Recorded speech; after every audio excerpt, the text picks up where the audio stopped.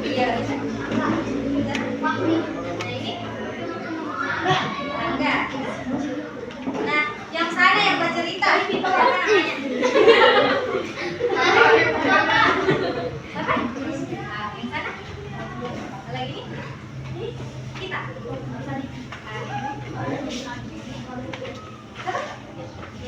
Oke, baik, terima kasih adik-adik sudah menyalurkan diri. Nah, hari itu kakak mau mengajar atau memberikan ilmu kalian. Di sini kakak mau mengajar bahasa Indonesia dengan bab 5. Nah, bab 5 yang kakak pelajari di buku kakak adalah Cinta Indonesia. Nah, dari Cinta Indonesia ini, adik-adik apa yang kalian ketahui tentang Cinta Indonesia?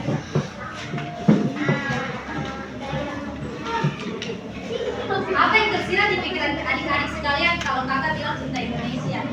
Hal apa yang bisa menggambarkan kalau kalian Cinta Indonesia? Apa? Hal apa yang bisa menggambarkan kalau kalian Cinta Indonesia? Hal apa yang mau kalian lakukan? Kakak Nela ini.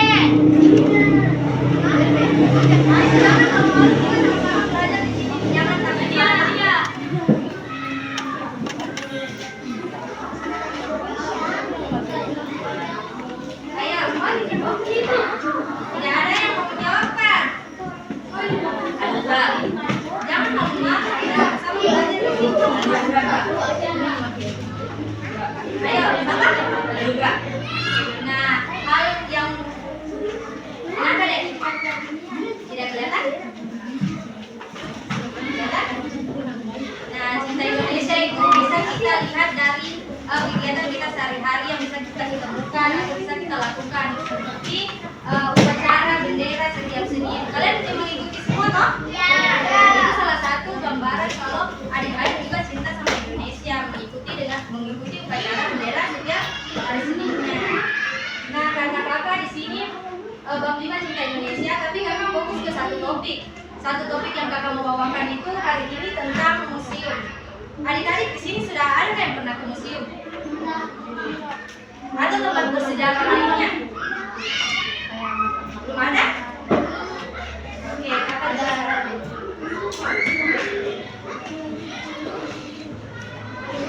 Tapi kalian belum pernah nggak melihat apa itu museum, bagaimana tempatnya, apa semua yang ada di dalam museum? Tidak pernah lihat?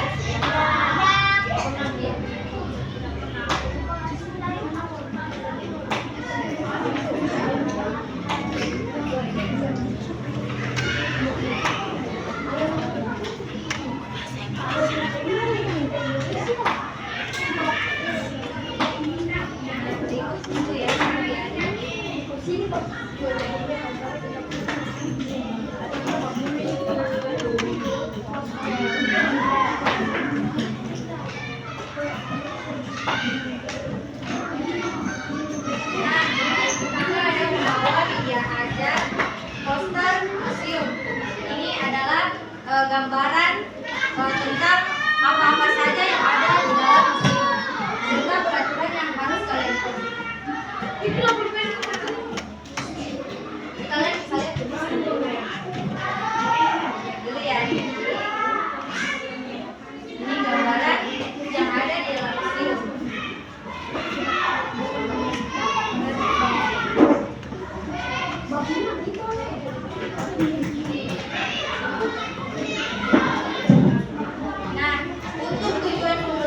Kita hari ini, kalian bisa lihat kayak ini. Atau saya bacakan ya. Nah, tujuan pembelajaran hari ini itu peserta didik mampu menemukan. Maaf nih. Oke, baik, aku ulang nih. Tujuan pembelajaran kita hari ini itu peserta didik mampu menemukan informasi tersurat yang ada di dalam teks bacaan tentang kunjungan ke museum. Nah, sebentar itu kita akan membaca tentang cerita si Liben yang pergi ke Museum Papua dan murid-murid dan ibu gurunya pergi ke kunjungan museum di Joya 45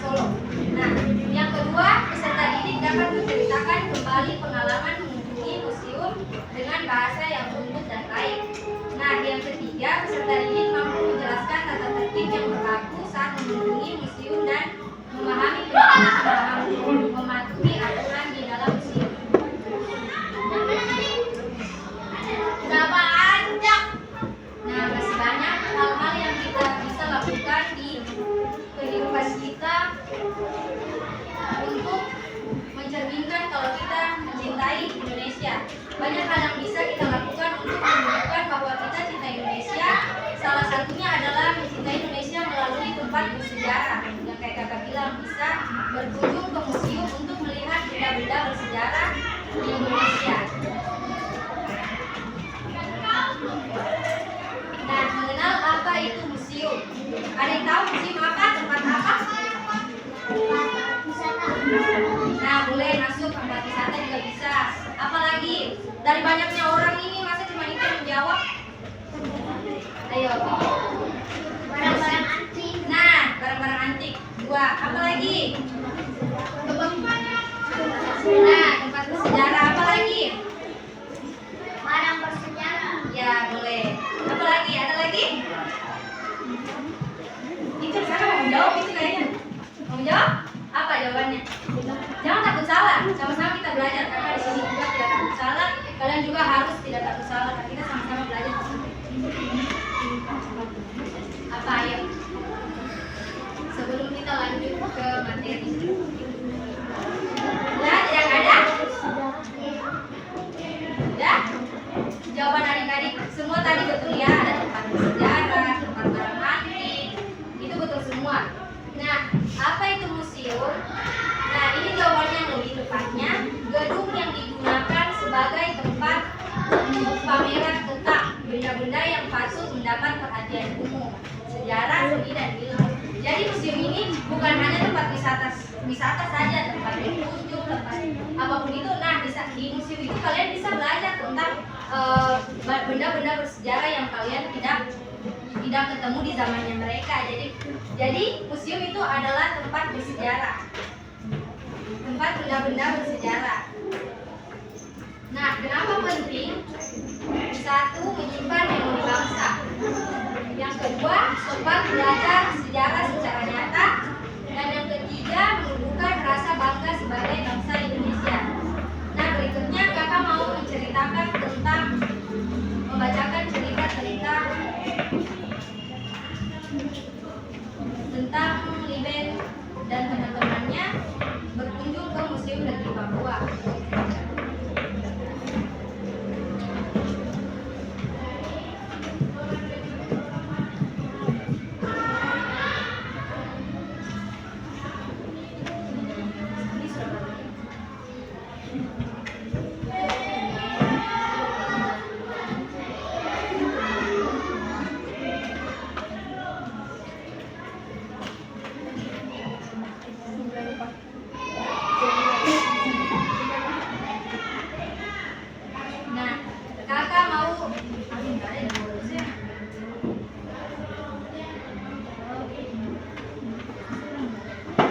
Nah, kakak mau menceritakan berkunjung ke gedung Joyang. Kalian bisa nggak saja mendengarkan atau melihat layar ini? Nanti kakak yang membaca atau kalian yang membaca? Nanti. Kalian yang membaca? Atau saya yang membaca, kalian mendengarkan? Tapi mohon disimak ya nanti supaya kalau habis kakak bacakan ceritanya kakak akan bertanya ulang lagi kepada adik-adik. Nanti kakak tunjuk secara random. Oke? Oke, dengarkan. Nah, ini cerita yang kakak mau cerita ini ada dua cerita. Jadi kalian tolong disimak, nanti kakak setelah membaca cerita ini kakak akan tunjuk random karena supaya kalian fokus. Nah, berkunjung ke gedung Joyang 45 Solo. Nah, pada hari Sabtu lalu, aku sekeluarga berkunjung ke gedung Joyang 45. Sudah lama aku mendengar tentang gedung ini. Konon, gedung ini menyimpan aneka foto bersejarah tentang kota Surakarta yang juga dikenal dengan Solo. Gedung ini juga menyimpan sejuta cerita tentang kisah-kisah tentara Belanda yang pernah tinggal di dalamnya. Konon, gedung itu dulu asrama tentara Belanda sebelum diambil alih oleh Jepang. Semua kisah ini makin membuatku penasaran. Kami sampai di gedung pada pukul 17.00 atau jam 5 sore. Gedung yang terletak di Jalan Mayor Sunario, Kedung Lumbu, Kecamatan Pasar Kliwon, Lokasi gedung ini cukup strategis, berada di sebelah timur Benteng Trade Center BTC, sebuah lokasi pembelanjaan populer di Solo.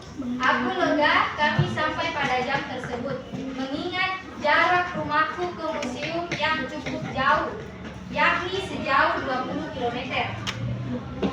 Apalagi kami baru berangkat pukul 16.15 atau jam 4 sore.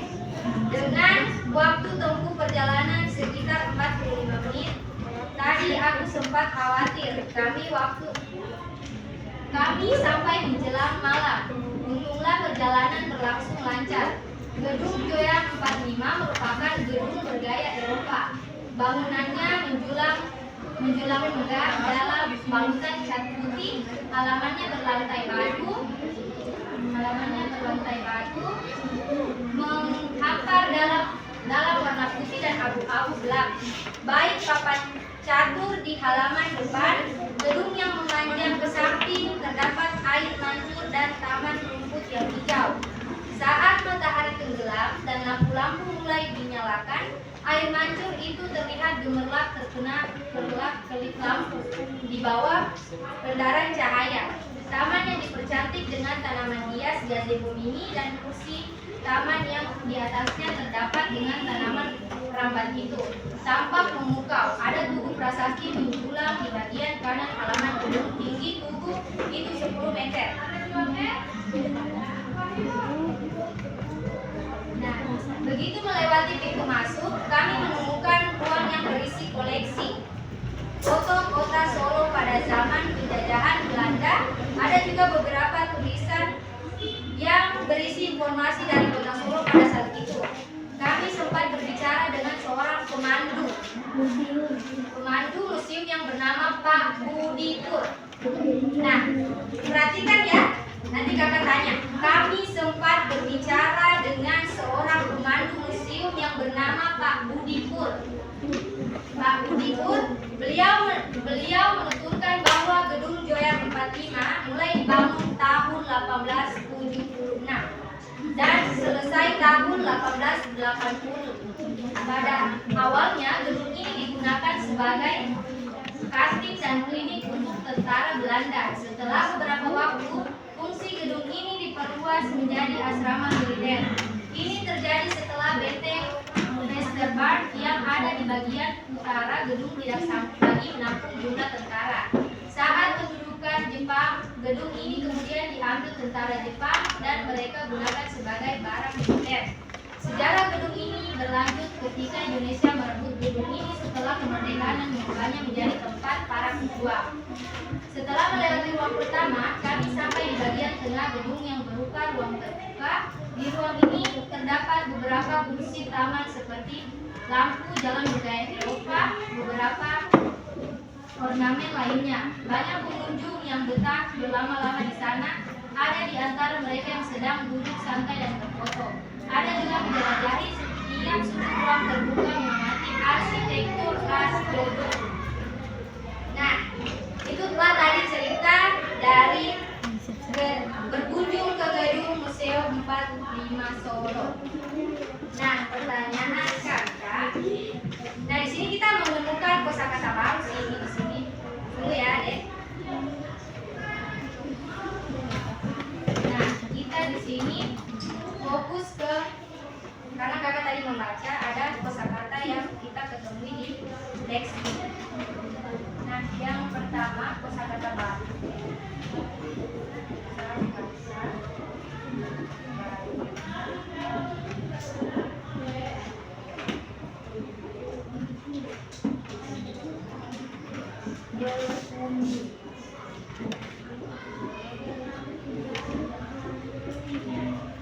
Dapat lihat semua kan tulisannya kakak sampai di belakang? Ya? Bilang kalau ada apa ya?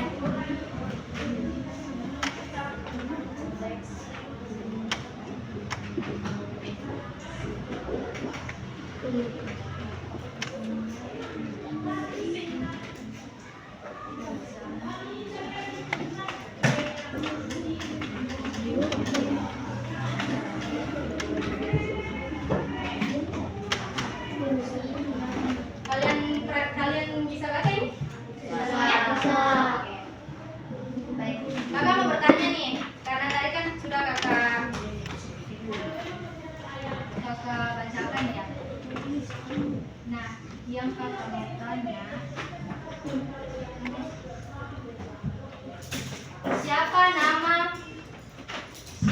nama pemandu tadi? Oke. Nah, berapa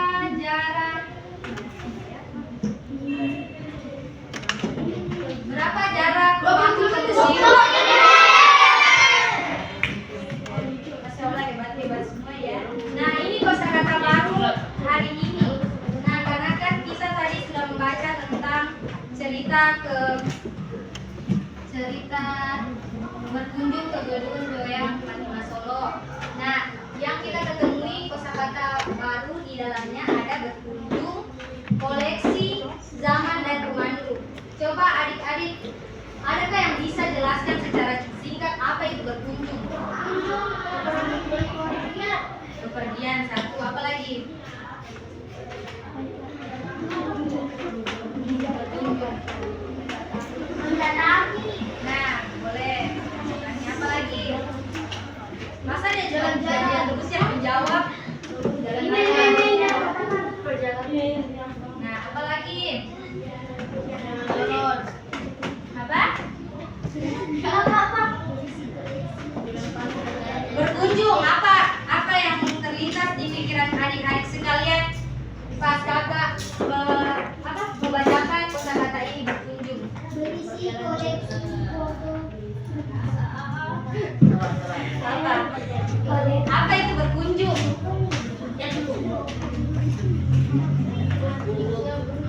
Nah, kalau tidak ada kakak mau jelaskan.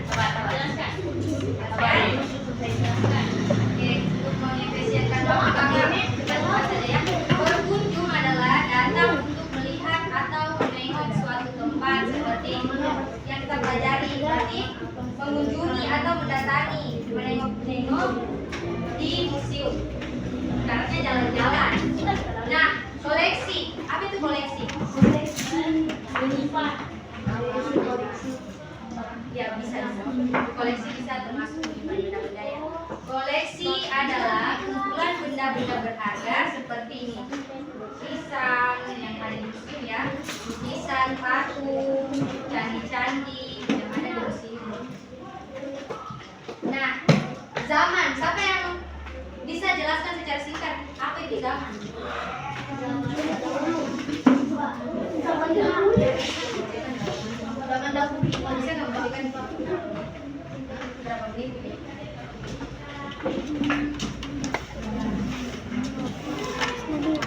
Ada yang bisa jelaskan nggak zaman? Apa itu zaman?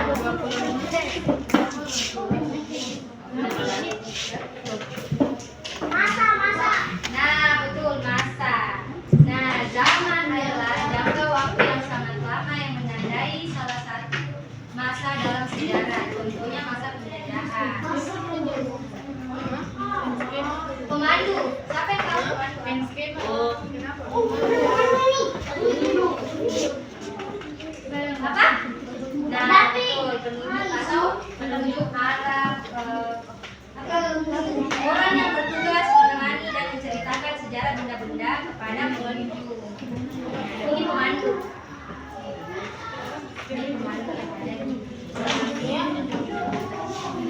Nah, setelah kita membahas tentang museum, adapun aturan-aturan pasti yang ada di dalam museum ini. Ada pasti peraturan-peraturan yang harus kita taati. Nah, dilarang memotret dengan flash. Ada yang tahu kenapa di museum itu tidak bisa memotret menggunakan kamera, terlebihnya menggunakan flash HP? Karena benda-benda bersejarah di dalam museum itu sudah sangat lama dan kuno. Jadi kita tidak bisa menggunakan flash HP karena dapat memudahkan warna lukisan aslinya. Jadi kita harus mematuhi aturan, tidak boleh memotret sembarang di museum. Terlebihnya memotret suatu benda-benda yang ada di sana. Nah, ini kalian bisa lihat semua ini. Ini aturan-aturan. Kakak bacakan saja. Nah, yang pertama, aturan itu dilarang memotret jangan flash. Yang kedua, dilarang membawa makanan dan minuman. Yang ketiga, dilarang menyentuh koleksi yang ada di museum. Yang keempat, dilarang merokok. Nah, yang kelima, dilarang berisik. Dan yang terakhir, dilarang berlari atau bermain di dalam museum. Kalau menurut adik-adik sekalian, kalau kita ke museum terus kita bawa makanan, itu hal yang terlarang atau diperbolehkan? Karena kita harus mematuhi. nah, betul. Tepuk tangan buat teman gak siapa namanya?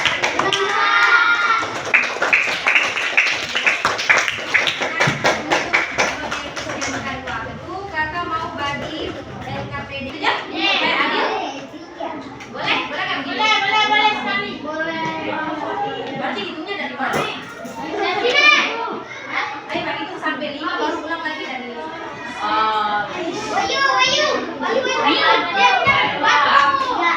Kan di sana kamu, Pak. Dia. ke sana. Satu. Dia. Kamu. 3, 4, 5. 1, 2, 3, 4. Mana dia? Oh, sana. Ini 3 yang sana 4 ya? Nah, ini 5. 1, 2, 3, 4. Nah, ini ulang ya. Ini ulang 1. Yang sebelahnya 2. Yang sebelahnya 2. Nah, yang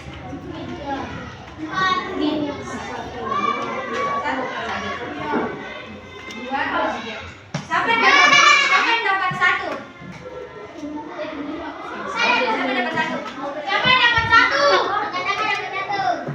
Nah, kelompok 1 boleh.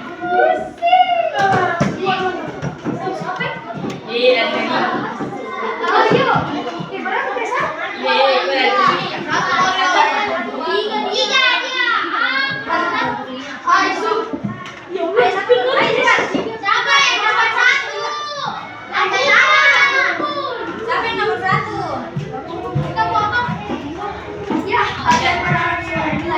Ayo di sini deh. Lihat nomor.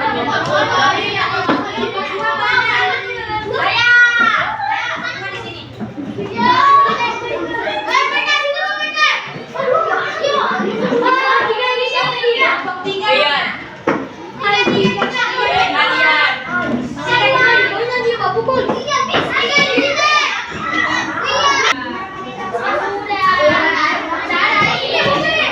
Beda. Yuk. Ini bagus saya pakai ini kan ada misalnya ini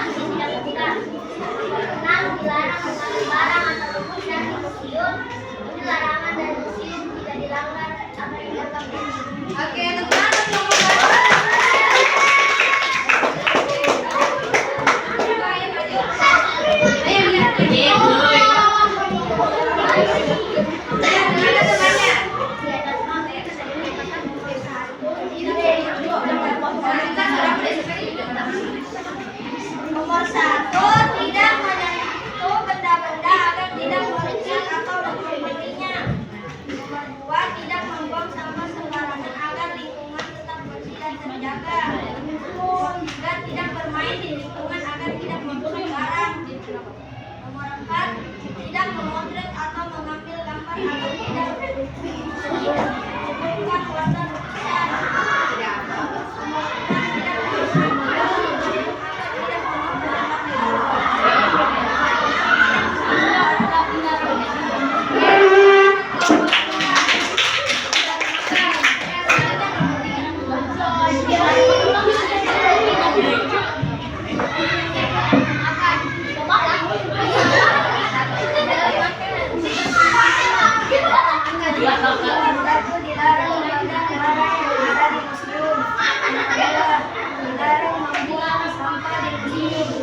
Tidak.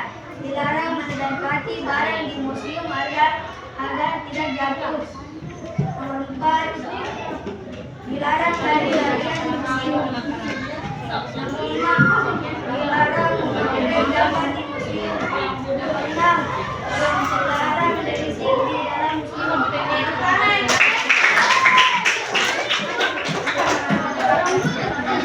Ayo kelompok 4.